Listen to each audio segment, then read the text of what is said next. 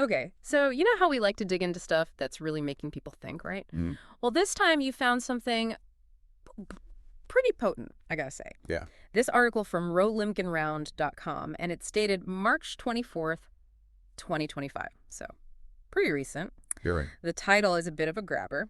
The Power of Silence, How It Can Derail Social Change in 2025. Oh, yeah. By AllisonRowe569@gmail.com. So we'll just dive right in. And I think the mission here with this deep dive is to really unpack this whole idea of how silence operates within the context of social change, you know? Right. Especially now as we're moving through 2025 and all the stuff that's going on. Absolutely. So consider this like your shortcut to understanding some pretty complex dynamics, but in a way that's hopefully going to stick with you. I love that. And the article starts, I think, in a very smart way by just reminding us, that social change is so much more than just these, big headlines we see. Exactly. It's about these very fundamental shifts in how we behave, the values we hold, the norms that we, operate by, right?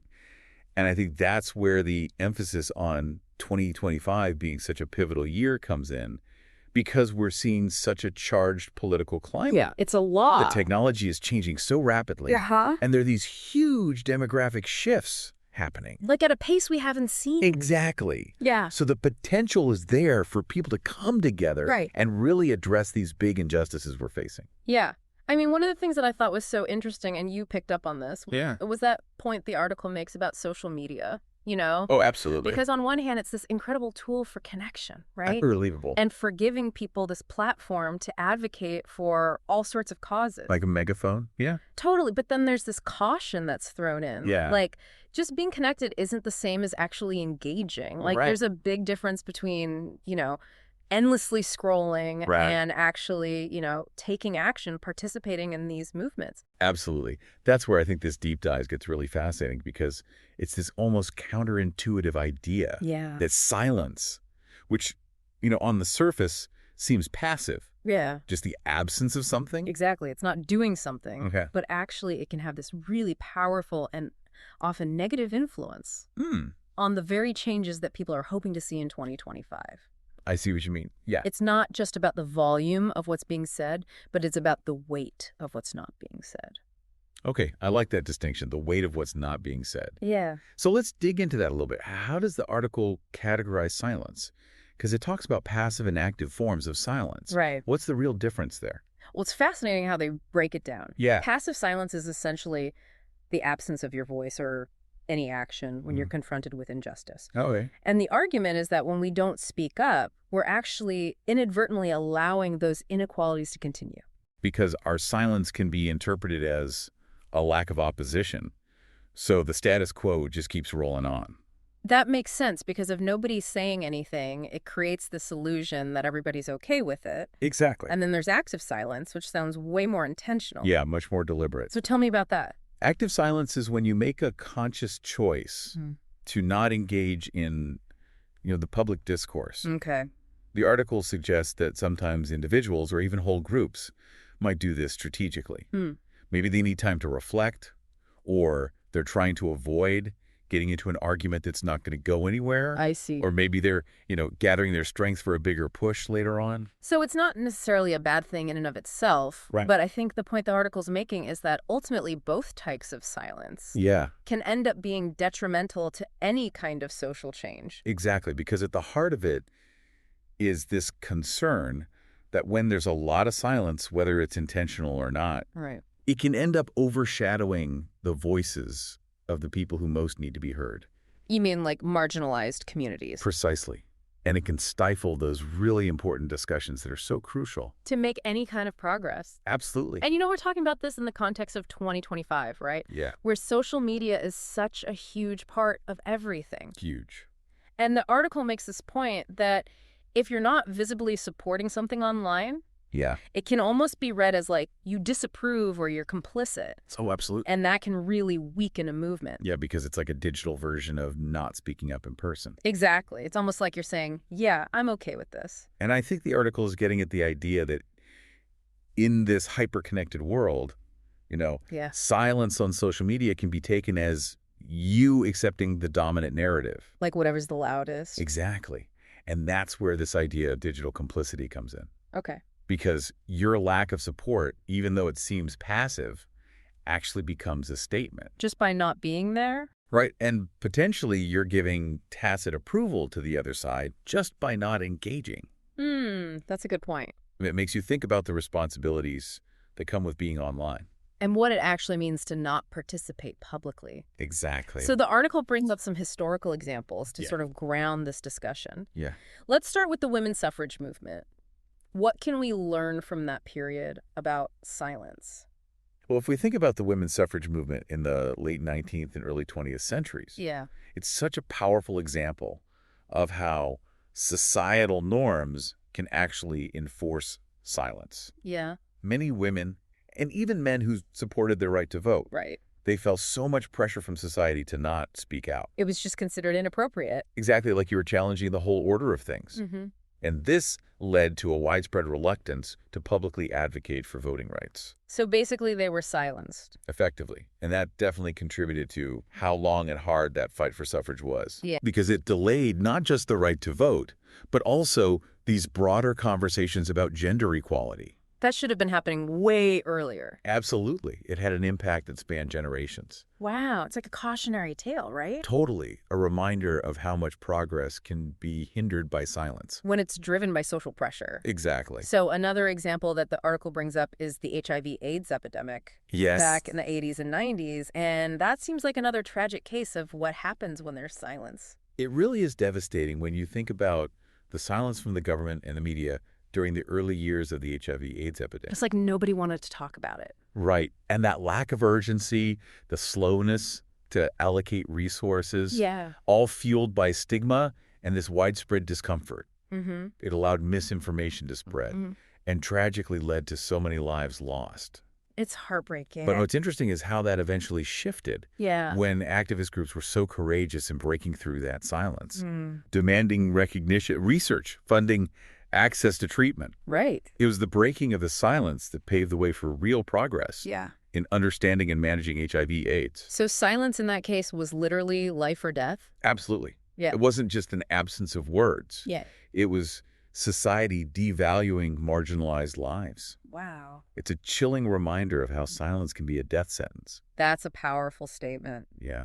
And the last historical example the article highlights is the civil rights movement here in the U.S. Right. And the civil rights movement shows us how the silence of a large portion of the public, people who weren't directly affected, allowed systemic racism and segregation to drag on for so long. It's like they were complicit by not doing anything. Yeah, because those discriminatory laws and practices were able to flourish. Because nobody was challenging them. Right. It wasn't until those brave individuals started speaking out, organizing, marching, demanding equal rights, that things started to change. That's when we saw real progress leading to that landmark civil rights legislation. So for you, the listener, the takeaway from these historical examples is that silence is never neutral. Right. It's a force that shapes social change. Absolutely. And often holds progress back. Yeah. So open vocal dialogue is essential if we want a more just society. It's the foundation. Okay, so let's talk about social media because we've touched on it, but the article really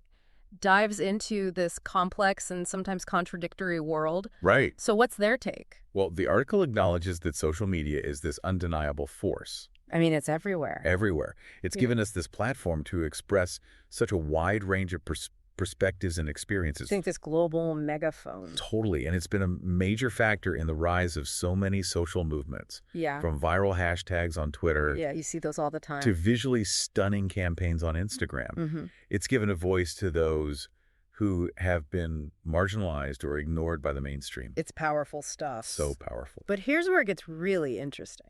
The article introduces this paradox. Right. Because while social media has made it easier to share information and mobilize people, it's also created this massive overload of content. Oh, absolutely. It's an avalanche. Right. And it's so easy to get lost in all of that noise. It's like trying to find a needle in a haystack. Exactly. It's so easy for important voices and crucial narratives to just disappear. Under all the fluff. Exactly. Drowned out by all the unimportant or even deliberately distracting stuff. And sometimes it's hard to tell what's real and what's not. So true. It's like you're trying to hear one vital message in the middle of this huge chaotic crowd. And it's exhausting, too. Oh, it's so overwhelming. And I think the article dives into how the algorithms on these platforms. Yeah, the ones that decide what we see. Exactly. They can actually contribute to this silencing effect. How does that work? Well, certain voices or stories might get deprioritized. Without us even knowing it. Right. And then we end up in these echo chambers where we only see stuff that agrees with us. And we miss out on all these other perspectives. It's like we're trapped in our own little bubbles. Exactly. So the point is, in 2025, it's not enough to just be present online. You have to be strategic. You have to understand how these digital dynamics work. To make sure your message actually gets through. Exactly. That's the challenge for anyone trying to create social change right now. It really is. How do you navigate this super noisy online world? And make sure the conversations that really matter are the ones that break through. And that those crucial voices get amplified. Right, because it's so easy for them to get lost. So easy. Okay, so now I want to talk about something that I think is especially important for you, the listener. Okay. And that's how silence affects marginalized communities. Right. Because the article really emphasizes the damage that silence can do. Absolutely. It's so concerning how silence, both the silence that's forced on these communities and the silence of those who see what's happening but don't say anything, how that directly contributes to these deep-seated inequalities. It's like turning a blind eye makes you part of the problem. Right. And when these communities are silenced, whether it's intentional or just through neglect, the impact is huge and it's harmful. And it's something that we need to pay attention to, especially now in 2025. Especially now if we want to see real progress. We can't just ignore it. We can't. And the article talks about how silence makes these crucial issues invisible. Right. It's like they disappear from public consciousness. Yeah, things like racial injustice, gender inequality, economic disparity. Yeah. If we're not talking about these things in the media, in politics, in our own communities, they're not going to get addressed. Exactly. They just get swept under the rug. I think they don't exist. And that's how we end up with policies and practices that completely ignore the needs of these communities. Right, because nobody's speaking up for them. And then the cycle just continues. But the systems that create these inequalities just keep going. And it's so frustrating. It's infuriating. And the article also points out how this silence makes people feel in these communities, like isolated, hopeless. Yeah, like nobody cares. Exactly. And it makes them less likely to advocate for themselves. Because they feel like it's not going to make a difference. Right. And that creates this horrible cycle of silence and oppression. It's like they're trapped. It's so hard to break free. But the article does offer some hope here. Yeah. It emphasizes that elevating the voices of these communities isn't just the right thing to do morally. It's essential. It's actually vital for finding new solutions. Absolutely. And achieving real change in 2025. Because when we hear from diverse perspectives, we get new insights, fresh approaches to problem solving. And when entire communities are silenced, we all miss out. We miss out on their knowledge, their experiences. Exactly. We can't move forward as a society if we're not listening to everyone. So true. True progress needs everyone to participate. Okay, so now the article gets a little more complex. Yeah. And talks about using silence as a strategy in advocacy. Right. This is where things get a little paradoxical. Yeah, I think our more analytical listeners will appreciate this nuance. Yeah, because the idea is that sometimes it can be strategic to not say everything. To hold back on purpose. Yeah, to maybe downplay certain aspects of a movement to focus attention on the core message. I see. So it's like a calculated move? Exactly. Like the article gives the example of the civil rights movement. Okay. Where activists sometimes distance themselves from more radical groups. To gain wider support. Exactly. They wanted to appeal to a broader audience. So they were silent about certain things to achieve a specific goal. Precisely. But the article also acknowledges the risks involved. Oh, absolutely. Because you're essentially creating an incomplete narrative. Yeah. You're not representing everyone's experiences. Right. So it's tricky. It's very context dependent. Yeah. What might be a good strategy in one situation could be really harmful in another. So you have to be careful. Extremely careful. And think about the consequences for those whose voices aren't being heard. Especially for those who are already marginalized. Exactly. So how does this strategic silence play out online? Well, the article talks about how online campaigns might go quiet for a while. Like take a break from posting? Yeah, maybe to build anticipation for a big announcement. Oh, like drum up excitement. Exactly. Or to give their followers time to reflect. I see. But they have to be really cautious with this tactic. Yeah. Because it can be misinterpreted as a loss of momentum. Like they've given up. Right. or even worse, as neglecting the cause. So it's a delicate balance. It really is. Using silence strategically can be effective. Yeah. But you have to do it thoughtfully and ethically. You have to make sure you're still representing everyone. And not excluding anyone. Okay, so let's shift gears a bit and talk about what we can actually do to combat silence and get people more engaged. Right, because the article does offer some concrete strategies. So tell me about those. What can we do? Well, the biggest focus is on creating spaces for open and honest conversation. Like in real life. Exactly, things like workshops, community meetings, forums. Where people feel safe to share their experiences. To learn from each other. So it's about proactively building platforms for people to be heard. Absolutely. What else? The article also talks about the importance of dialogue between different groups. Bringing people together from different backgrounds. Right, with different perspectives, making sure that everyone's voice is heard and considered. I love that. And they even suggest some specific formats. Yeah. Like fishbowl discussions and round tables. Those are great ways to get people talking. And of course, technology plays a big role. As it does with everything these days. Right. The article emphasizes how powerful it can be to leverage social media, online forums, podcasts. Like this one. Exactly. And virtual town halls. It's all about amplifying those voices. And making it easier for people to participate. Especially those who might not be able to physically attend events. Right. And finally, the article stresses how important it is to create a safe space for people to express themselves. Like a judgment-free zone? Exactly, where they feel supported and encouraged. Yeah, like they can speak their truth without fear of being attacked or shut down. Absolutely. And that means having clear guidelines for respectful dialogue, providing resources for navigating difficult conversations, and practicing active listening. Being truly present and hearing what people are saying. Because creating that sense of safety is crucial.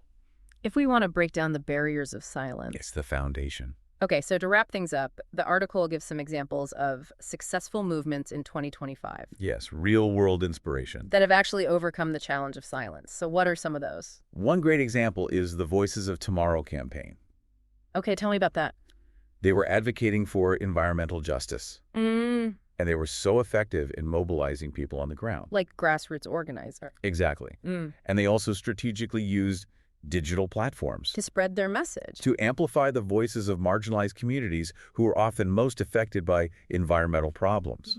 And their efforts actually led to policy changes, promoting clean energy in urban areas. That's amazing. So they turned their voices into action. They did. What's another success story? The Equality Now movement for gender equity. Okay. They used social media brilliantly to break the silence around issues like domestic violence and discrimination in the workplace. How did they do that? They created space for people to share their stories. Wow, power. And they launched online petitions. So they got people involved. They did. And it sparked a global conversation that actually influenced laws in several countries. It's amazing how much power there is in sharing those personal stories. It's transformative. And the final example. The Healthcare Access for All initiative.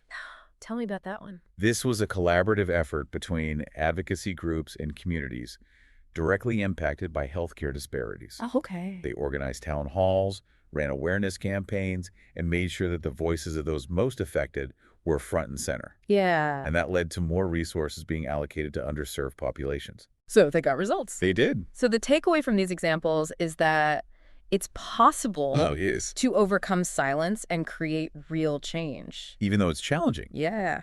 But when people come together and amplify those diverse voices, things can happen. It's powerful. So as we wrap up this deep dive into the power of silence, it's clear that it's a huge factor in social change in 2025.